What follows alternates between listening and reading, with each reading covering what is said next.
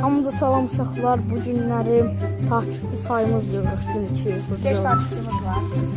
5 abonemiz oldu. Ömer burada bir zibil var ilə onun gibi. Biz ilk zibilimizi tapdıq. Rəhmətliyə. Buralarda çox zibil var. Bunu göstərik.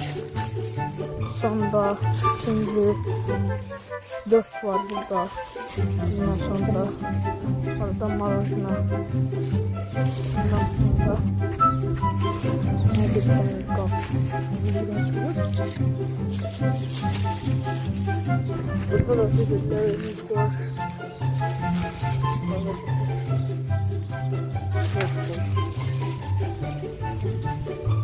bir tane var.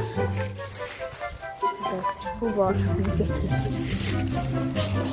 Yastıklara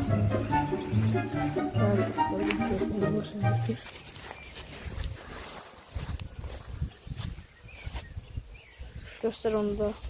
Baş. Ve oldu. Sonra bir de bunları koyduk. Bu yine işte bu kadar. Sağ ol.